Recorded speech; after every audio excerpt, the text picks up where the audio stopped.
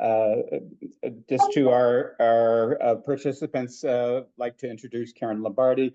Karen is the head animal control officer for the regional animal shelter which is based in Woodbridge. Oh, Bill, you're now muted.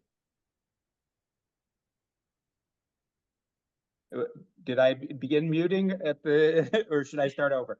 No, we heard you. Okay. Karen began her service in 1975.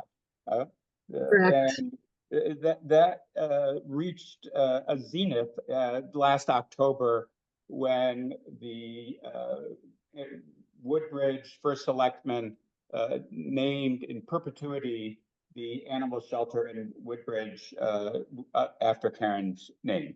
So it's now the Karen Lombardi Animal Shelter in Woodbridge. I've had Karen on a professional duty to my home twice. These usually happen on Sundays when bats ingress into my home. And I would say that Karen delivers professional services beyond what my expectations were. So without further ado, I turn this over to you, Karen, to give us an overview of wildlife in our homes with all your experience that you've encountered in your long time of service. Okay, so we're going to start with bats because that was the subject that was brought up first. And bats do get into people's homes. They can get through the smallest crack. They can make themselves almost as thin as a piece of paper. And once they're in your home, they're not that difficult to remove. However, if they have been found in a room where someone has been sleeping, it becomes a definitely public safety and public health issue.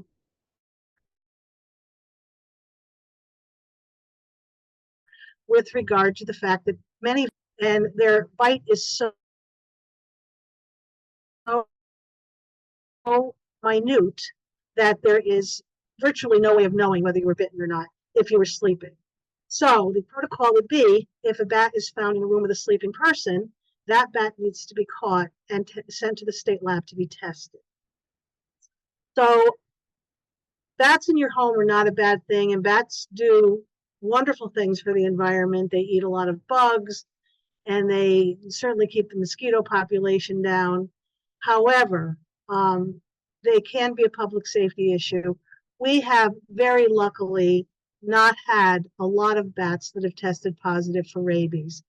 Probably about 4 or 5 years ago, we had one section of Woodbridge in which we retrieved probably 3 or 4 bats, and half of them did test positive.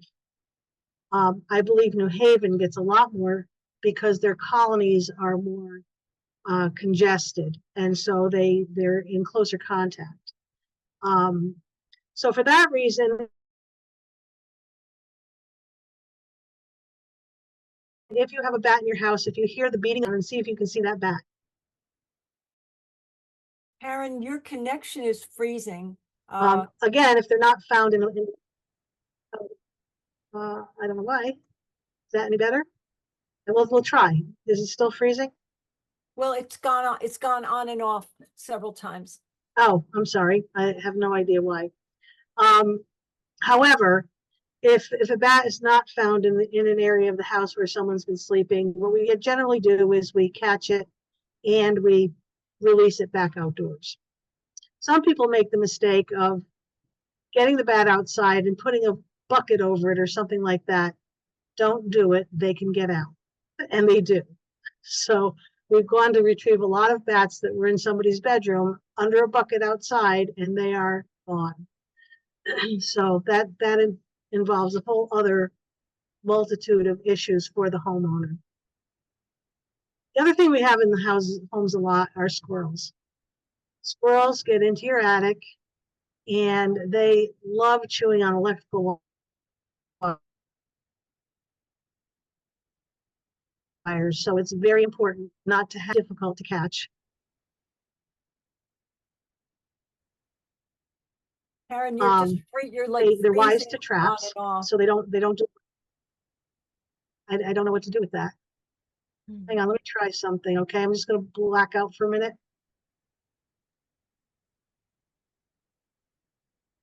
Sometimes, Lori, the volume, we could go off camera so that uses less bandwidth. What do you think? Not Karen, but the rest of us. Hang on, I have to get you back now. I don't think that her connection has to do with the amount of bandwidth that we're using. Okay. I'm trying to bring you back up and now I'm having trouble doing that. Well, we see you and hear Okay, you. Yep, thank you. I only see you at about a 1 inch by 1 inch square, so I don't know what that's about. But in any event, let's see if it gets any better. Okay, thank you. Squirrels are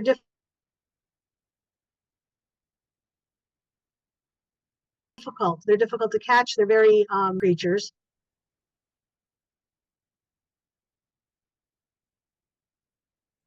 And we had one very recently, and someone's still freezing.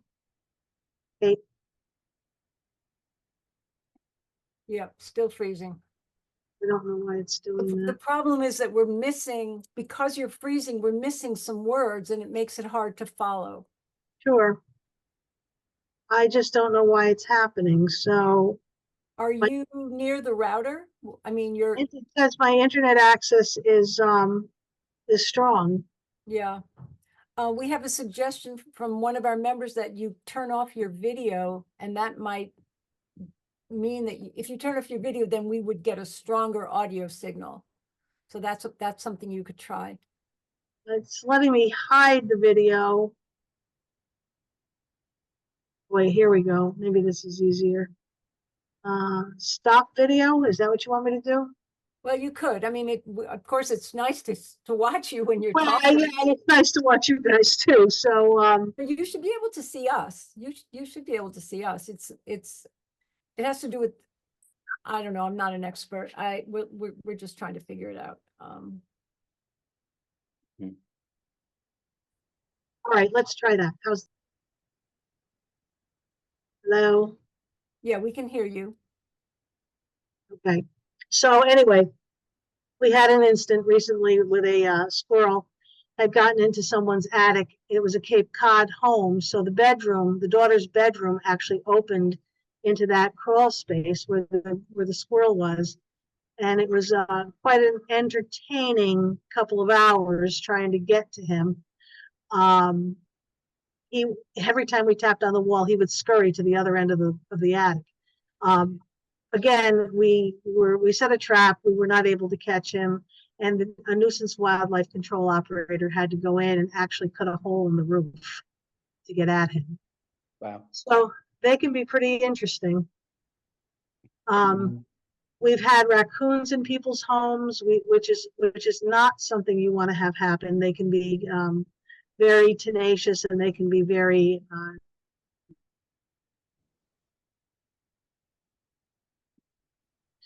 aggressive if got into somebody's hall closet.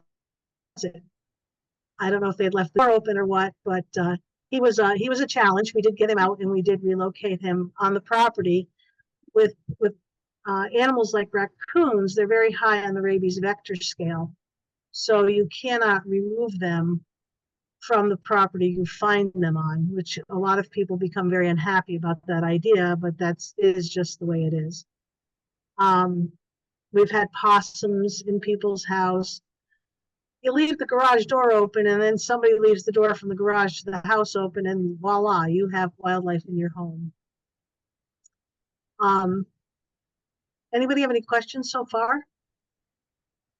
Yeah, what do you mean they're high on the rabies vector scale, so you can't remove them from the property? So certain wildlife, particularly skunks and raccoons, have a higher rate or higher incidence of rabies. So on the chance that that animal is rabid, although really generally speaking, there would be neurological signs and we would know. We drove it a mile the road, then you have just exposed other wildlife to that rabid animal. So as a result, state law says you cannot remove them from the property you found them on. Animal control does not euthanize animals. When that has to happen, it either has to be a veterinarian or a nuisance wildlife control operator would be able to do that. And that would be in the case where it was obviously ill. I do have a question, Karen, Phil Pierce here. Yep. One of the things I'd like to know, I've heard, is the rabies vaccination rate for pets has been declining rapidly and of significant magnitude in the post-COVID era. Do you have similar information on vaccination rate of pets?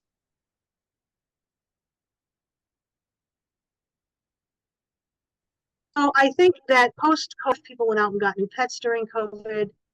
It's now very difficult, unless you have a regular veterinarian, if you have a new pet, to get a timely appointment. A lot of them aren't doing emergencies anymore. They're just understaffed and overwhelmed. I personally think that the people that vaccinate their pets have them vaccinated. I think that the ones that wouldn't normally be vaccinating are not.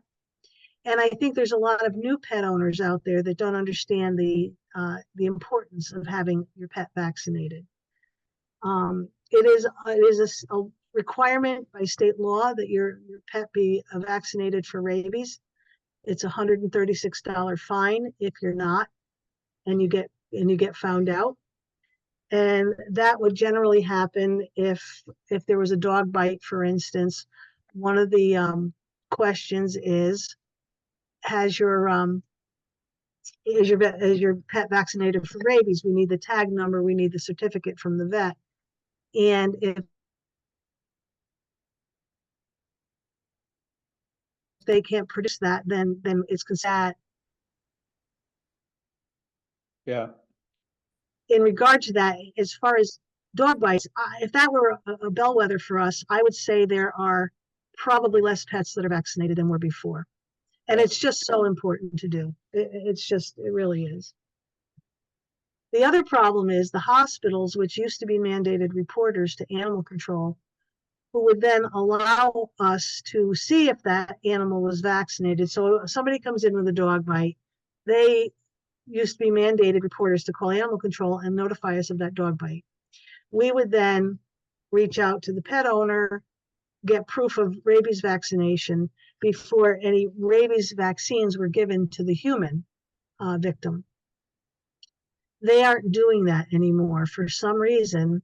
They just aren't doing that anymore, which is really creating a lot of people getting vaccinated for rabies that shouldn't be and don't have to be. So that's definitely an issue that is post-COVID. Thank you, Karen. That's extremely important and disappointing. The way the broadcasters of this radio spot positioned it was, it's kind of part of anti-vaxxers, that the anti-vaxxers have spread that to their pets rather than they feel the pet suffers because of the vaccination. And I think there's, and as you said, underappreciation of the frequency of rabies in wildlife. I mean, that's really where kind of the residual rabies is. It's not in our pets, it's incidental. Our pets are more incidental victims as well as humans. So we had really almost eliminated rabies in the Northeast. And then what happened is people were bringing up raccoons from down south, turning them in our woods to be able to train their hunting dogs. And that's how it sort of became reintroduced. And now it's definitely here. Yeah. So it's, there's a lot of reasons why a pet really, really needs free with regard to pets, but hey, anything's possible. Can you test the dog that bit someone?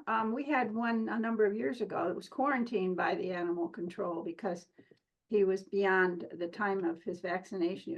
Had expired. And they quarantined him and had him checked. We had him checked we paid for the vet to check him. Can you still do that? Or is there an easier test for the dog? So the only conclusive test for rabies is to test their brain. Yeah, that's still the case, huh?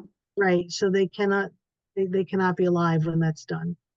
So that's why the quarantine period, because it eliminates the issue of having to euthanize the pet. So that's why the quarantine. Yeah, I think if the dog had bit him closer to his head, they would have not gone that route. They would have probably euthanized the dog, but because it was farther away, they observed him for a while. We had a goat. What they do today is, Can I ask a question about rabies and coyotes? I'm sorry. Can I ask a question about rabies and Sure. coyotes? Yes, ma'am. I live in Brantford, and for the first time in 50 years, we have coyotes, and I'd like to know if they're a reservoir for rabies. Any mammal can be a reservoir for rabies. Coyotes, coyotes do not seem to be a huge issue, although that can change at any time. They are mainly the predators, so they don't get injured easily by a rabid animal and succumb to the rabies. However, they can. So I have not seen a lot of it. And there are plenty of coyotes everywhere, but it's definitely something that you should worry about. And the other thing is that some pets have been contracting mange from fox and coyotes because it tends to be an issue with their packs. Thank you. And if they even scratch themselves against a tree in your yard, and your dog, can also catch it. Could you go back to the quarantine? Does, for example, animal control quarantine animals? If that is the case, somebody pleads with you not to sacrifice their dog, would you do that? So yeah, of course, we quarantine all the time. The quarantine was changed, I believe, a year ago, October, from a 14-day quarantine to a 10-day quarantine.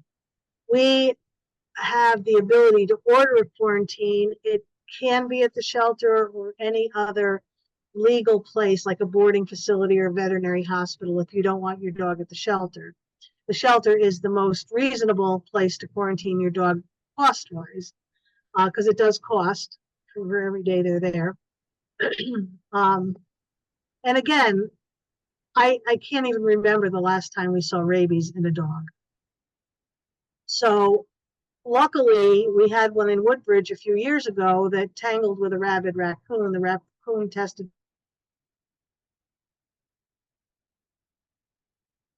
positive for rabies, but very luckily that dog was vaccinated. Oh, go ahead. I'm sorry. No, we had lost you for a moment. That's Okay. all.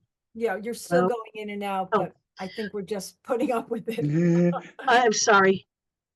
I don't know what to do with it. Well, It's better, Karen, than it was, I think. So yeah, we'll. I mean, I've had plenty of we'll Zoom move meetings on this computer, and I don't know, it hasn't been a problem in the past. So I don't know what's going on today. Maybe it's the weather. I do want to respond. My knowledge, my background is infectious diseases, so I've encountered kind of the human rabies side, which is kind of a little off topic, but what my knowledge is that rabies in humans can be very latent. And there have been cases of people moving from Southeast Asia to the United States who came down with rabies 7 years after after they moved to the U.S. and the genotype of the rabies that Thai person came down with was unique to Thailand. I So, see. it's curious. I'm actually happy that dogs only after 10 days, you can say they're not rabid. I think humans, again, either the progression of the virus from a distant nerve to the brain, it can take a very long time. Wow, Yeah. very interesting. Yeah. So, So Well, Karen, if you have a pet, a dog or cat that that was involved with wildlife and the wildlife cannot be caught, and the dog is either expired with its rabies vaccine or has not had a rabies vaccination, the quarantine is then 6 months. uh-huh. Okay. So it depends on the source. So again, if your dog is encountered a raccoon and the raccoon took off and your dog isn't current on vaccinations, it's a 6-month quarantine. Thank you for that clarification. That's great. Karen, I have a question. Sure. Can we go back to the bats? I'm not sure how many other wild animals you want to discuss, but I am particularly interested in bats because we have them for years in our attic. We don't see the bats much, but there are droppings all over the attic and on the floor around the house as well. I've tried to find somebody who could, get rid of the bats. And it's very hard to find somebody, and the people that I found actually did not respond. And I'm still waiting now for years to get rid of the bats. So can you give me advice how to go about that? Should I come to the animal control center, or can you just give a couple of names of people? So there's a what town are you in, sir? Woodbridge. Okay. So there's animal control does not remove nuisance wildlife. There are individuals who are licensed through the state of Connecticut called nuisance wildlife control operators. And you can get their list of who they are on the DEEP website. And you're going to look for What website? The name of the website? DEEP. It's E- an energy Yeah. So EEP. and environmental protection. So you go to their website and you deep, yeah. Yeah. So you'll Okay. look at nuisance wildlife control operator. Yeah. And there are several in our area. Am I breaking up again? No, I can hear you. Okay, so, cat's eye pet removal seems to be very aggressively marketing in this area. I don't really know. They seem to have a higher technological capability. But I would go to the deep website. Is there a particular season that they want to do that? Because I had somebody say, well, cannot do it now. We have to wait for the season. And then nothing happened. And I called. Well, I think when you have droppings in the attic, I think it's important to get them out of there for a number of other health reasons, in addition to rabies. Okay, I will try EEP. Yeah, you. try deep. Just Franz, it's DEEP. Oh, D. Yeah. EEP. Okay. No, DEEP. So how many E's are Department, 2 E's, 1 D. It's Department of Energy and Environmental Protection. okay? So DEEP. Correct. Okay, thank you. Very good. And one of the things that Karen emphasized, since I had 2 bats in my 2 occurrences of bats in my house, how do they get from the attic into your living quarters is important to prevent, and we finally looked around and there was an electrical outlet that had been put in that allowed that bat or bats to move from the attic into living quarters. So Oh, interesting. yeah. But they can get under doors and things like that, but this was a hole. So Thank you. Karen, They can make themselves very small. Karen, Yes. do you have any Yes. advice for getting a weasel out of the house? We have a weasel in our house, in our vacation house in Cape Cod. We've hired pest control and they've set traps, but it's not clear what, they haven't caught the weasel, that's for sure. And we don't know if he's still there or not. Have you encountered this problem? I have not. I've had weasels under people's porches, but not in their homes. What part of the house is it in? Do you know? No, nobody's ever seen it. We found droppings on various beds.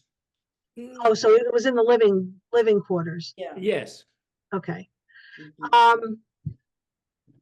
Well, first, I guess I would establish as to whether or not it was still there. Yeah. And so you've had a pest removal company come? Yes, they're still checking every couple of days, and the traps are still set, but the traps haven't caught it, and they don't see any droppings anymore. So he's probably gone, but we're not sure. Yeah, I mean, I guess I would want to know what kind of traps they were using, and We don't know that. Do you think if they don't and catch things like it, that, and what they're baiting them with. is it likely to leave when summer comes? I think it's likely to leave if there's no food source. So whatever got it there in the first place, if there's no food source, it would leave. I see. Okay, thank you. You're welcome. Anyone else? Now take yourself off. He's okay. So how many people have seen bobcats? Yeah. Yeah, I actually think they're very beautiful. And our former first selectman sent me a picture 2 days ago of one sniffing at her back door. So that was, I guess, a little unnerving for them. And they have a fenced yard, by the way. But he was able to get in and I guess just nosing around. They don't have any pets at the moment, so he felt pretty safe, I think. And they do smell, you know, if you use your gas grill, they do smell your grill. And they are always looking for food. They are unless there's a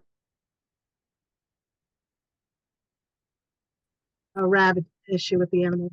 But I'm kind of glad they're back. And they certainly keep the turkey population in check. And deer are the other things that people get frustrated with, I think, because they tend to eat your bushes and your expensive landscaping. And I've heard people say it works, that if you put Irish Spring soap in your bushes, they will not eat them. There's something about the smell that they don't like. Deer, of course, are a huge vector for ticks. And ticks are not good for anyone, really. I've had Lyme disease a couple of times, actually. So something to be aware of when you're outdoors in the summer. If you have deer in your property, then you probably have ticks. You don't know what else? Karen, could you, is there We have are to, there hunters that will come to your home and kill deer that you're aware of? you cannot discharge a firearm within 500 feet of a dwelling. So I think most of us live within 500 feet of another dwelling. So I don't think that's a viable option. Again, go ahead. Yeah. Are bow and arrows considered firearms? Bow hunting is different, and I think that, but I do believe that the distance is the same. Yeah. Okay. Somebody shot a deer with a bow, and they found the body at right outside Fitzgerald Field in Woodbridge. Yeah. Unfortunately, because they can run for a long distance before they actually drop. So that's really not the most humane method. Okay. Thank you. Yep.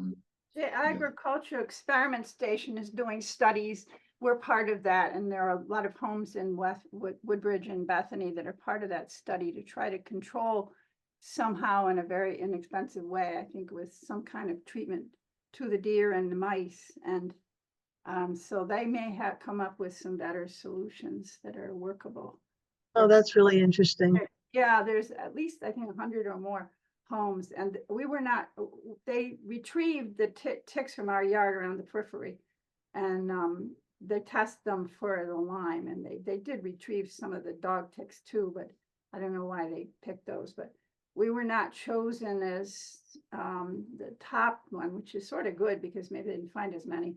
But we will be treated with some kind of little things that either the mice or the deer, I'm not sure which, feed on to treat them, and we'll see what happens. And it helps eliminate the ticks. Is that what happens? That's what they're hoping. This is a study with Columbia University and the Connecticut Ag Experiment Station. Very interesting. We used to spray with cedar. Yeah.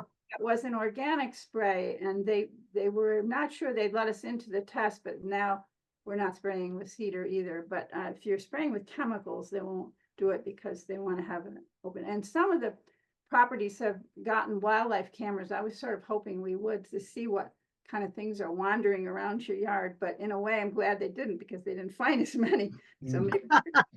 Yeah. But I would keep track of the Connecticut Ag Experiment Station. They do fantastic things. I mean, they discovered long ago vitamin A. They were in the different diseases, like the one with the mosquito, West Nile, they identified. Have a secure bio lab there on Huntington Street, near Huntington Street in New Haven. So, and our son worked there one summer. Very, very, very important to support them and support the state and the income in from the state. They also have a foundation, so I can advertise for that, because they also push some of the tick research, and you can bring a tick to them and they will identify it and test it. If it's engorged, they'll test it. So it's an excellent service too. Yeah. If you want to see beyond the 2-day preventive deoxycycline, if you want to go beyond that and know whether the tick is positive for several Borrelia or whatever else, there's 3 of them that they test for. So a very important resource. Yeah. I'd like to Right. offer a suggestion on organic deer control. There is a fertilizer called Milorganite, which stands for Milwaukee Organics. And what it is processed Milwaukee sewage. Wow. And of course, it carries a human smell. And if you, once a month or so, if you throw granules of that around your bushes, the deer will not touch them. And it has worked in my yard. I have a lot of bushes and tulips that they loved. And so far it's successful. Mhm. It's cheap, and you can buy it at Home Depot. Oh, excellent. Mhm. Thank you for that information. Very good. There's also some granules that you can get online called Rabbit Scram, which works for protecting some of your veggies and stuff from rabbits. Interesting. Mhm. Thanks, Ben. All excellent information. Thank you for sharing. Mhm. So possums are also a huge help in the tick population. They can eat up to 5,000 ticks a day. And if you've seen it, there's a video that went viral of a night cam, someone's trail cam, and a possum was eating the ticks off the face of a deer. Oh, They help each other out, apparently. Mhm. So they're great helps in the animal world. Do you see many now? We had one years ago in a compost area. The possum, Yes. I don't see as many as I used to, which is sad actually, because they are really a great help to the environment. and they're very benign. They don't get rabies. They're immune. Wow. And so they are a wonderful help to the environment, but yes. You mentioned skunks in passing. Can you go back to them as far as the population of skunks in Sure. our area? I think the skunk population is higher than the possum population, and probably even the raccoon population. Skunks seem to be faring very well in our towns. And we had an issue last year in the spring when there were a lot of them that were coming up sick. It wasn't rabies, but it was some sort of viral thing that affected a lot of them that caused them to have to be euthanized. It was neurological in origin, but it was not rabies. So I'm hoping that doesn't happen again this year. They all have a function in the circle of life, that's for sure. Yeah. And are you aware, when you go out west, the deer population, when people are hunting deer, they're supposed to have the deer tested before they eat it. Right. And I think, is that also a neurologic disease, and is that in the East as well? I don't know if it's the same that's out there. We don't have to test the deer Is here. it? There is whitetail disease, and is what whitetail? I don't know. I thank you, but is there? What is that? Whitetail disease is it's sort of a dysentery that deer get, and it is viral. I don't think it affects their meat. Okay. But as a result, if you are in the spring, there are fawns that are often left as orphans because the mom was hit by a car or whatever. And you cannot send them to a rehabber outside of the state of Connecticut because of whitetail disease. So they have to stay in state. And that brings me to another subject. Come spring, people are going to see these cute little fawns curled up in their front yard or under a bush or whatever, and they're going to call animal control and say, we have this abandoned fawn. Well, if it's sort of curled up and just sleeping, leave it alone. Don't go near it. Mom is nearby. She's eating.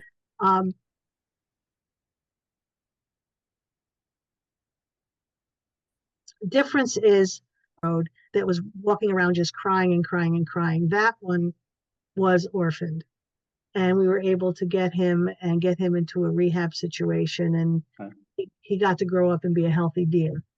But the ones that are just laying there on the lawn, Mom put them there, and she'll be back when you're not looking.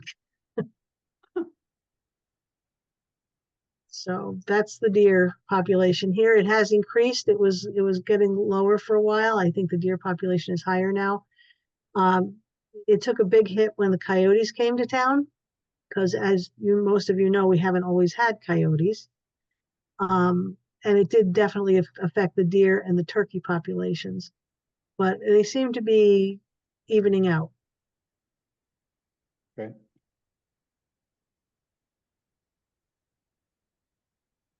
Anybody else? Yeah, it's Pat here. A couple of things. Back to the ticks. I have also had Lyme and anaplasmosis, and I don't want to get that again. Is there spraying that helps, especially in the spring, in the next couple of months, when the ticks are, my understanding, are so small that it's hard to even see them? Is there something we should be thinking about doing with that? I think that chemicals in our environment are a problem in a lot of ways. When people start spraying for ticks, etc., it affects other wildlife. We have a lot of owls that are poisoned with insecticides and rodenticides and herbicides that they seem to suffer terribly when that happens. So I think whatever natural way we can find to lower the tick population, even if it was like the suggestion from Ben, that you get something to keep the deer away from your property, I think that's very helpful. And I would encourage their natural predators. You know, the possums and stuff, don't been checking yourself when you've been outside as And- well. And I understand they can get in your hair, they can get anywhere. Yeah, they're Yes. a real pain. Therapy. Karen, another item that we haven't talked about and may not be all that important to others, but what about avian influenza and the bird population? And if we find dead birds, is there something that we should and should not do? So the agricultural station, I believe, will test them. If you think that there's an issue, they've really suggested that people not put out bird feeders, because that becomes like a real place where they become infected. There's so many birds that come that it increases the probability that they would be infected. We have been very lucky in our area as far as avian flu is concerned, whether it be with our poultry or our wild birds. We've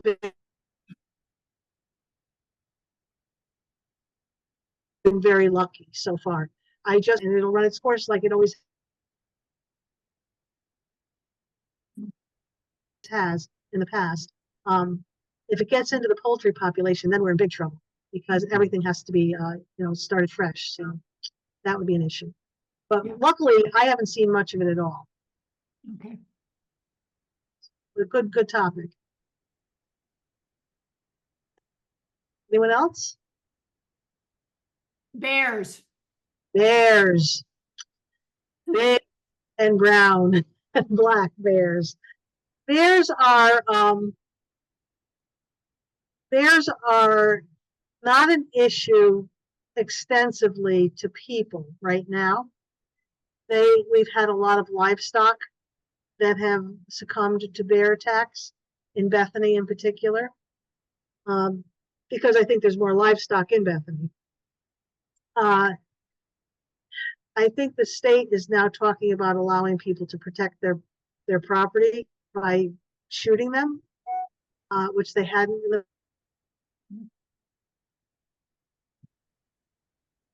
past. I think most bears where the problem comes in. And if you have, basically they're just trying to survive. They have found their way down, as everything does.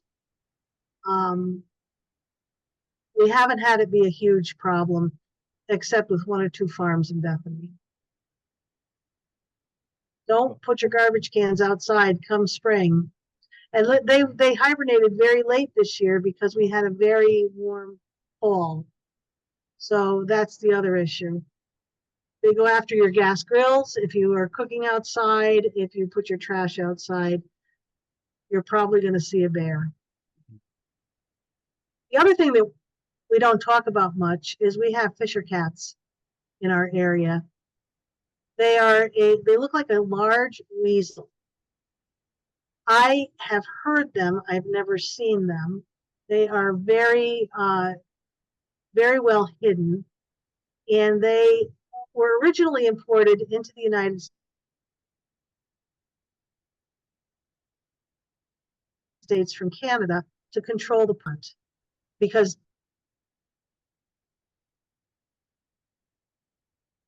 porcupine has no natural predator. Now they are as far south as Connecticut for sure, and they will kill anything that they can.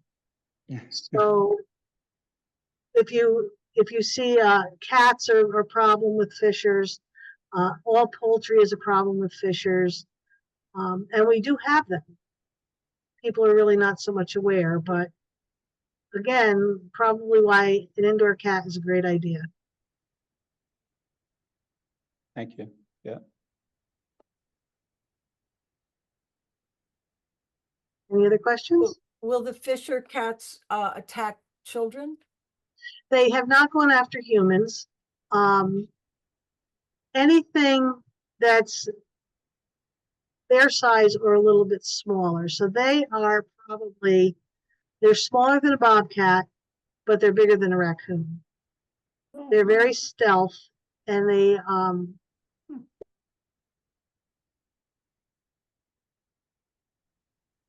are out usually only at night. They do make that noise. They scream? Now, I have a yeah, I have a summer home in Milford, which is very tight. So, you know, houses are, you can reach out and touch each other because, you know, that's how the cottages were.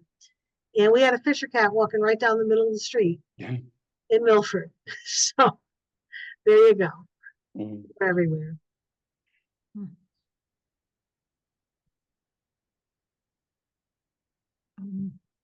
Thank you so much. Mhm. Well, hope it helped. I'm sorry for the buffering or whatever it was doing. Yeah. Well, I think we got by, and it's interesting, Karen, when there was that pause, then they have you speak very fast, and then we catch up. So we didn't, we didn't, at Okay. least, at least that's my observation, that the system has a way of compensating for that. But Excellent. perhaps I'll close this, and I think you see, I think from the degree of interaction of our audience, how this is very important for us, and you've been a great source of information for us. I think your experience and knowledge is huge. I really enjoyed talking to everyone, and I really enjoyed the suggestions that I got from the audience. That was great. Very, very interactive. Laurie, do you want to bring us home? I just want, Karen, just a quick question. I think we've heard that you retired from your position. I did. And so I'm curious what's next for you. Well, you know, 3 calls yesterday morning for dogs that need to be rehomed. I'm sure that there's more to come. I'm just sort of getting my land legs. It's very difficult after you've been doing something for so long to shift, but it'll be something with animals for sure. And I hope to continue to be a resource for people in it I can, whether wildlife or domestic, and you know, hopefully make everybody's lives a little easier. Good, thank you. Where do you live? Karen, do you live in our area? I live in Woodbridge. Woodbridge, okay. I live in Woodbridge. When you come of age, we invite you to join Home Haven. So I would, when I come of age, I will. Yeah. Excellent. It's great. I really enjoyed it. Thanks for your asking. Thank you. Thank you so much. Okay, everyone take care, stay safe, and watch for the ticks. They're the worst. Yeah, yeah. Thank you, Karen. Thank you. Thank you.